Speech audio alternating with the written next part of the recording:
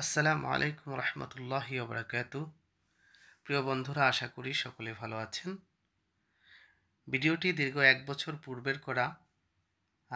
আমরা একদিনের জন্য চরকুকরি-মুকরি সফর করেছিলাম। চরকুকরি-মুকরি ভোলা জেলার চরপেশন উপজেলার একটি ইউনিয়ন। তবে সড়ক পথে ভোলা থেকে চরকুকরি-মুকরি পৌঁছানোর কোনো অপশন নেই। অবশ্যই আপনাকে নদী পাড়ি দিয়েই কুকরি-মুকরি পৌঁছাতে হবে। সে উদ্দেশ্যেই আমরা চরপেশন থেকে একটি সিএনজি ভাড়া করে কচ্ছবিয়া ঘাটের উদ্দেশ্যে রওনা দিয়েছি। আজকের সফরে আমরা মোটামুটি 5 জন ছিলাম। আমাদের প্রিয় আনোয়ার স্যার এবং সাথে আমাদের আরও 3 জন বন্ধু ছিলেন, আমিও ছিলাম। যেহেতু আমরা দিনাদিন আবার চলে আসব ঘুরে, সেজন্য আমরা মোটামুটি সকাল সকালই রওনা দিয়েছি। প্রথমেই চরপেশন থেকে যাচ্ছি কচ্ছবিয়া। কচ্ছবিয়া যেতে চমৎকার সড়ক আপনারা দেখতে পাচ্ছেন।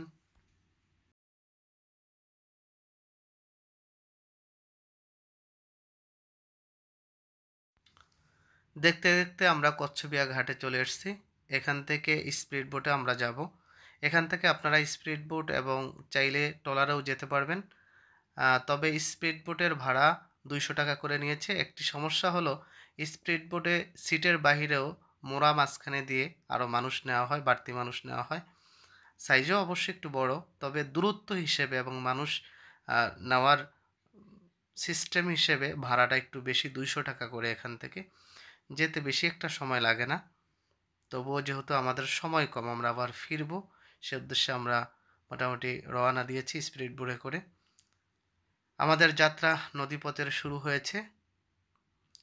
সবুজ শ্যামল দুধার দেখতে দেখতে আমরা আমাদের পরবর্তী মূল গন্তব্য দেখতে পাচ্ছেন আমাদের বন্ধুরা, এবং আমাদের স্পিড বোটে আরেকটি ট্যুরিস্ট দলও ছিলেন। তিনারাও মোটামুটি ঘোরার জন্য বের হয়েছেন। তিনারা হয়তো সেখানে থাকবেন, আজকে ফিরবেন না, সেই প্রস্তুতি নিয়ে এসেছেন। কিন্তু আমরা যেহেতু ফিরবো, আমাদের বাড়তি কোনো প্রস্তুতি নেই। খাল থেকে বের হয়ে, যেটাকে আমরা খাল বলি সাধারণত, মূল যে নদী, আমরা ছোট্ট একটি মূল নদী পাড়ি দিতে হয়। তবে মূল নদীর দুধারেও মোটামুটি চরের অংশবিশেষ দেখা যায়। মূল নদী পাড়ি দিয়ে আমরা আবারও সেই সরু খালে প্রবেশ করেছি। সরু খালের দুধার দেখতে বেশ চমৎকার। বিভিন্ন জাতের গাছ এবং বিভিন্ন পশু পাখির চলাচল এখানে। দেখতে দেখতে আমরা মোটামুটি ঘাটে চলে এসেছি, আমাদের নামার সময় হয়েছে। স্পিড বোটে কচ্ছবিয়া থেকে চরকুকরি-মুকরি আসতে তেমন একটা সময় লাগে না, সম্ভবত 20 থেকে 30 মিনিটের মতো লাগে। তবে সেই হিসাবে ভাড়া অনেক বেশি।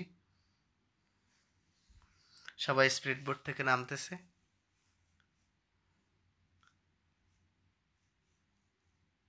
এখানে নামার পরে আমরা আশপাশটা দেখছি, এবং এখানে হলো সিস্টেমটা হলো, আপনি যদি গাড়ি ভাড়া করেন তবে পুরো দিনের জন্য ওই গাড়িটাকে ভাড়া করতে হবে। আপনি যখন তাকে ফোন দিবেন, সে এসে আপনাকে নিয়ে যাবে। আমরা একজন অটোওয়ালার সাথে কথা বলতেছি, আমরা আমাদের দরদাম করতেছি কত নেবে বা কত দেওয়া যায়। অবশেষে আমাদের কথাবার্তা হয়েছে, আমরা বিভিন্ন স্পট যেগুলো আছে দেখার মতো সেগুলাতে যাব, সেই হিসেবে কথা বলেছি। আর এখানে হলো, যদি আপনি গাড়ি রিজার্ভ না করেন তাহলে মোটামুটি গাড়ি পেতে আপনার কিছুটা ব্যাক পেতে হবে, কষ্ট পেতে হবে। কারণ এখানে যে রাস্তার বা চলাচল যে ব্যবস্থা, তার সাথে ততটা উন্নত না। সেই হিসেবে রিজার্ভ যদি আমরা দলবদ্ধভাবে যাই সেটাই ভালো, একা গেলে কষ্ট পাওয়ার সম্ভাবনাই বেশি। আর স্বাভাবিক এই জায়গাগুলোতে দলবদ্ধই যাওয়া হয়, এবং মোবাইল নেটওয়ার্ক ভালো একটা পাওয়া যায় না। মাটির রাস্তা পাড়ি দিয়ে আমরা মোটামুটি একটি পাকা রাস্তা পেয়েছি। এখানে পাকা রাস্তা, মাটির রাস্তা, তারপর হলো ইটের সলিং রাস্তা, এই সব মিলিয়ে আমরা যেতে হয়। এটা দেখতে পাচ্ছেন, যেটা দেখলেন, এটা বড় একটি বাজার, এবং বাজারের অপোজিটে আপনারা দেখেছিলেন, সেটি হলো ট্যুরিস্টদের থাকার জন্য ব্যবস্থা। বড় সড়ই একটি বাজার মোটামুটি এই ইউনিয়নের, এবং এই ইউনিয়নে এই রাস্তাটা দেখতে আমার কাছে বেশ চমৎকার লেগেছে। আবারও মাটির রাস্তা, তারপরে সোলিং। এখানে অনেক পরিবারের বসবাস আছে। আমরা আমাদের আ একেবারে ১ম যে জায়গাটা আমরা বলছি যে আমরা কোন জায়গা দিয়ে সুবিধা হবে? আমরা তো যেহেতু ১ম বার আমরা সবাই ১ম বার গিয়েছি। আমরা অতটা চিনতাম না। সেই হিসেবে জায়গাগুলো দেখার জন্য তাদের সাথে পরামর্শ করেছি। তারা ১ম বলেছে নারিকেল বাগান। সে উদ্দেশ্যে আমরা এখানে নেমে সাঁকো পাড়ি দিয়ে মোটামুটি সাঁকো ছোটবেলায় দেখেছি, পাড়ি দেওয়া হয়েছে। এরপরে আর সাঁকোর সাথে অতটা একটা পরিচয় না এবং এ প্রজন্মও সাঁকোর সাথে অত একটা পরিচিত না। আমরা সাঁকো পাড়ি দিয়ে বনাঞ্চলের মধ্য দিয়ে মোটামুটি দেখতে যাব। কিন্তু আমাদের এই যে এখানে বাচ্চাগুলো দেখতে পাচ্ছেন, এরা হলো মূলত আমাদেরকে পথ দেখিয়ে নেওয়ার জন্য নিজ থেকেই তারা খুব আগ্রহী এবং যেটা বুঝলাম এরা টুরিস্ট আসলে বা কেউ যদি ঘুরতে আসে, এরা তাদের পিছু নেয় কিছুটা অর্থ বা এরকম কিছুর জন্য। তবে মানুষের উপকারও হয় এদের মাধ্যমে। আমরা বাগান পাড়ি দিয়ে এগিয়ে যাচ্ছি। তবে পথিমধ্যে আমরা আবার ফিরে আসতে হয়েছে যেহেতু শুক্রবার ছিল, সামনে যে মসজিদ নেই যেহেতু আমরা নতুন সেটা আমাদের জানা ছিল না। তো একজন এলাকার মানুষের সাথে দেখা হয়েছে। তিনি বলেছেন যে সামনে তো নামাজ পড়তে পারবেন না। পরে আমরা আবার ফেরত এসেছি। আগের জায়গায় এসে এখানে ঝালমুড়ি খেতে বসছি। ঝালমুড়ির যে অবস্থা মোটামুটি দেখে তবুও যেহেতু আমরা এখানে এসেছি তারপরেও স্বাদ নিলাম। ঝালমুড়ি না মোটামুটি মুড়ির সাথে একটু কি বলে ডাউল মেখে মোটামুটি ঝালমুড়ি হয়ে গেছে। নামাজ শেষ করে আমরা এবার আমাদের সে স্পট যেখানে নারিকেল বাগান সেখানে যাব। এখানে বন বিভাগের অফিস পাশাপাশি উপরে উঠে সম্ভবত বনাঞ্চলটা দেখার অথবা যখন দুর্যোগ হয় তখন পরিদর্শন করার জন্য আরেকটি বিল্ডিং বানানো হয়েছে যত সম্ভব। অবশ্য এটা সম্পর্কে বিস্তারিত আমার জানা নেই। তো নারিকেল বাগান দেখতে যেতে হলে ছোট্ট একটি খাল পাড়ি দিতে হবে আপনাকে। এখানেও সিস্টেম চালু আছে। যে নৌকাতে আপনি যাবেন সে নৌকাতে আপনাকে ফিরতে হবে। যাওয়ার সময় আপনার থেকে আসলে ভাড়া রাখবে না। আসার সময় একসাথে আপনি ভাড়া দেবেন। আমরা নৌকার উদ্দেশ্যেই সামনে যাচ্ছি। ঘাটটা আমার কাছে ভালো লেগেছে। নৌকাতে ওঠার ঘাটটা ছোট নদী। নদীর মাথা, খালের মাথা। তবে চরকুকড়ে-মুকড়ি যদি আপনি প্রকৃতি প্রেমী হন, সবুজ শ্যামল গাছপালা দেখার জন্য তবে আপনার জন্য ঠিক আছে। তা আমরা নদী পাড়ি দেওয়ার জন্য এগিয়ে যাচ্ছি যে নৌকা আছে আমরা নৌকাতে উঠবো ওপারে যাব। এক নৌকাওয়ালা কাকার সাথে কথা বলতেছি ওপারে ইনি নিয়ে যাবেন। কথা বললাম যে এখন আমাদের থেকে ভাড়া নেবেন না, যখন আমরা ফিরবো যেটা আগে বললাম তখন উনি ভাড়া নেবেন। জেলেদের নৌকা বসে আছে, আমাদের সঙ্গীরা আসছেন। আমরা নদীমাতৃক এলাকায় বাস করি তবুও আমাদের অনেকের ভয় আছে নদী পাড়ি দিতে যেহেতু ট্রলারটা ছোট ছিল। জেলেদের অলস নৌকা বসে আছে।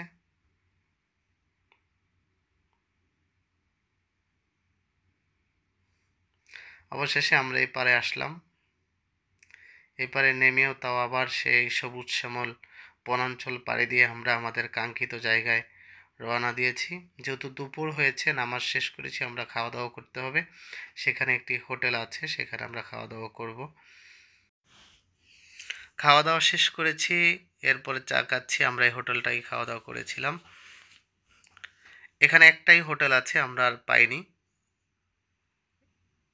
খাওয়া দাওয়া শেষে একটু সবাই গল্প করতেছে। এই যে দেখতে পাচ্ছেন চরপেশন চর কুকরি একটা সাইনবোর্ড। এখানে নারিকেল বাগান দেখতে এসেছি, তবে নারিকেল বাগান তেমন একটা আমার ভালো লাগেনি বা চোখে পড়ার মতো না। তো দুষ্টামি করে বলেছিলাম আমাদের বাড়িতেও আরও বেশি নারিকেল গাছ আছে, তবে খেজুর গাছ দেখতে পাচ্ছেন অনেকগুলো। এখানে যারা আহ, এই জায়গাটা যারা রাতে থাকার জন্য আসেন তারা এখানে আসে ক্যাম্প করেন, যেহেতু এখানে অধিকাংশ মানুষই ক্যাম্প করে থাকেন। ক্যাম্প করার জায়গাটা সুন্দর লাগছে আমার কাছে নদীর পাশে। ওইটা শেষেই আমরা আরেকটি স্পটে ঘুরতে গিয়েছিলাম যেখানে হলো ঝুলন্ত ব্রিজ আর হলো মাকড়সার জাল। ঝুলন্ত ব্রিজ পাড়ি দিয়ে আমরা মাকড়সার জালের দিকে যাচ্ছি। এখানে আমাদের সাথে একটা প্রতারণা হয়েছে বা সবার সাথেই হয়ে থাকে। সেটা আপনাদেরকে ভিডিওর শেষে বলবো। যেহেতু বিগত সরকার ছিল, আ সেই সময় যারা ছিলেন তারা এটা ভোগ করত। এখন বর্তমানে আছেন কিনা জানি না। তবে অবশ্যই থাকার কথা। যারা দখল করতে চান বা যাদের প্রভাব আছে তারা হয়তোবা এখন নিচ্ছেন। ঝুলন্ত ব্রিজ আমরা পাড়ি দিচ্ছি। পাড়ি দিয়ে সবাই মোটামুটি পাড়ি দিয়ে ঝুলন্ত ব্রিজ নিয়ে গবেষণায় লেগে গেছেন। যেখানে একটি মাত্র মোটা তারের সাথে বাঁধা। যদি আমরা পড়ে যাই বা এরকম কিছু, সবাই মোটামুটি একটু গবেষণা করতেছেন এটা নিয়ে। আমরা এটা পাড়ি দিয়ে সামনে যাচ্ছি। সামনে যাব দেখার জন্য। মাকড়সার জাল। আমরা ঝুলন্ত ব্রিজ, মাকড়সার জাল আরও বেটার কিছু ভাবছিলাম, যেহেতু আমরা কখনো যাইনি এদিকে। কিন্তু গিয়ে যেটা দেখলাম অত একটা ভালো লাগেনি। তবে এখানে যেটা বললাম যে ২ নম্বরই হয়েছে বা ২ নম্বরে হচ্ছে, সেটা হলো ভিডিওর শেষে আপনারা দেখতে পারবেন যে মাকড়সার জাল।